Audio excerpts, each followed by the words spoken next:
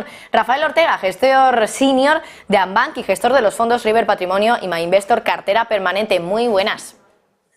Hola, ¿qué tal? Buenos días. Bueno, Alemania es el primer tema del que te quería hablar, adoptando ese plan de estímulo fiscal para relanzar una economía que está en crisis. Claro, un país que además tiene una inflación del entorno del 6% todavía, que es 3 veces más que el objetivo de inflación que tiene el Banco Central Europeo. Mientras el BCE sube tipos y sigue haciéndolo y sigue teniendo un discurso muy hawkish, muy duro, los gobiernos no están haciendo lo propio, no están haciendo lo que le ha pedido el Banco Central Europeo.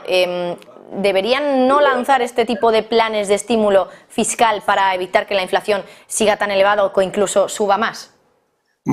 Bueno, no me atrevería a decir qué es lo que tienen que hacer, pero creo que lo has planteado muy bien. El problema es que hay un conflicto de intereses, ¿no? El BCE tiene el ojo puesto en la inflación y los gobiernos, pues bien, tienen puesto el ojo en la inflación también, pero al final tienen otros intereses que quizás les apremian más, quizás lo que está ahora en el momento hablándose, digamos, para lo que les afecta a ellos políticamente, pues igual no es ese tema, ¿no? Igual están más preocupados por el empleo o por otras cuestiones. Entonces, es difícil que se alineen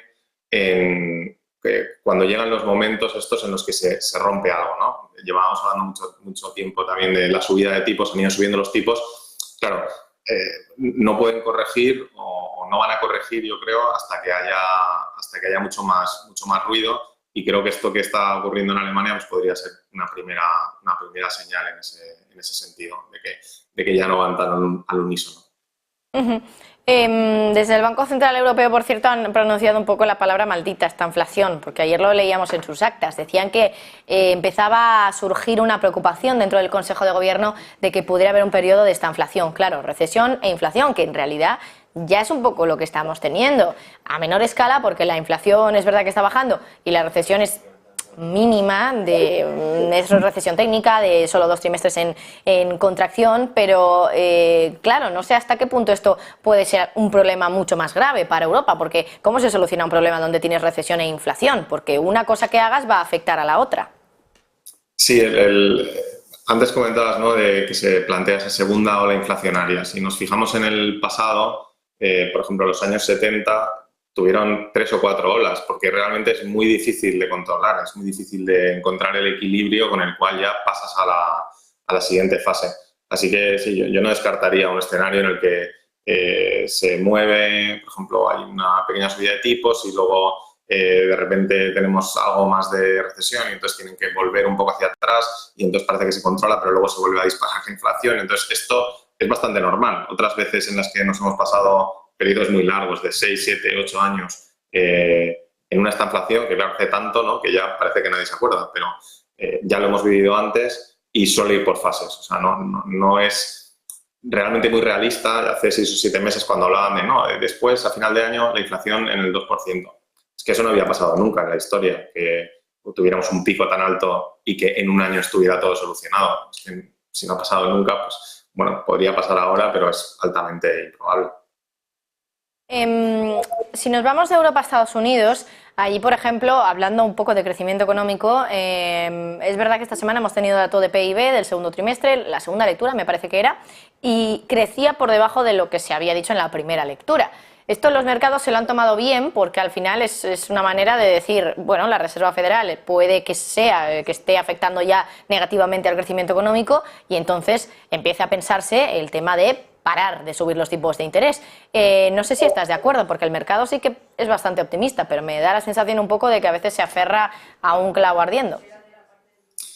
Sí, es que realmente llevamos un periodo ya seguramente desde el principio de año en el que en realidad estamos en un entorno de movimientos bastante laterales, porque estos momentos de euforia, ¿no?, se lo toma muy bien, pero dentro de un mes viene otra noticia y ya todo el mundo cambia de opinión. Lo que no está nada claro, creo que el periodo es con tanta incertidumbre que cualquier noticia está moviendo los precios, pero en cuanto aparece algo en el otro sentido, vuelve a afectar. O sea, no hay una clara tendencia por detrás, que al final lo que viene a decirnos es que nadie tiene muy claro qué es lo que está pasando ni tampoco tiene muy claro hacia dónde vamos, ¿no? Cualquier pequeña señal lo está moviendo todo.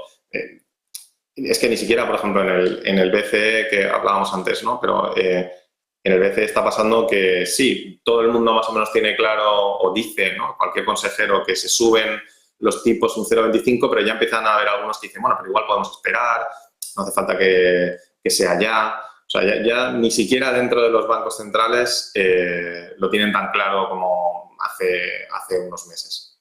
Uh-huh. Claro, en un entorno como el actual, que ya hemos un poco dibujado, yo creo que bastante bien, esta inflación es un poco la palabra que lo puede resumir todo. ¿Cómo posicionamos nuestras carteras? ¿Cómo lo estáis haciendo vosotros? ¿Cómo nos posicionamos? ¿Más en renta variable, más en renta fija, esperando todavía más subidas de tipos y por lo tanto pudiendo capturar pues esos cupones tan altos, esas tires que nos están dando los bonos? ¿Posicionar un poco de la cartera en renta variable? ¿Cómo lo estáis viendo vosotros? Bueno, nosotros en River Patrimonio, que es el fondo que gestionamos, que es un multiactivo, multiestrategia, quizá ese sería el que mejor representa cómo lo estamos viendo.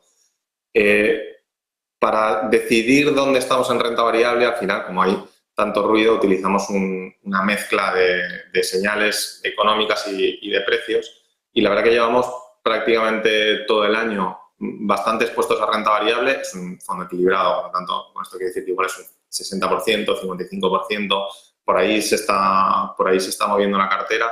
En las últimas semanas sí que tuvimos algunas luces rojas, ¿no?, que nos empezaban a saltar, y con eso se ha ido reduciendo un poco la exposición, pero seguimos bastante expuestos. O sea que estamos cerca del 50 y algo por ciento en renta variable, con una cartera bastante equilibrada. Donde sí que nos diferenciamos bastante es en la parte defensiva. Hablabas de los bonos, que por supuesto hay que tenerlos, pero con la típica cartera solo es acciones y bonos.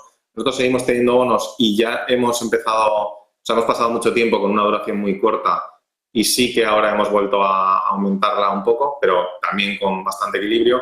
La diferencia es que no solo tenemos bonos, porque tenemos un peso importante de oro, que yo, desde mi punto de vista, cualquier cartera equilibrada tendría que tener. Nosotros tenemos un peso bastante alto, porque es un 12, un 13%. Tenemos también futuros gestionados, que es una estrategia alternativa, pero se te expone a materias primas, te expone a los propios tipos de cambio, te expone a las divisas, te permite estar en largo y en corto, y vamos incluso un poco más allá y tenemos exposición pura a volatilidad, y eso es una especie de cobertura, ¿no? O sea, es en un entorno en el que está inflacionario, en el que nos podemos encontrar con algo en el que haya autocorrelación y bonos y acciones caen a la vez.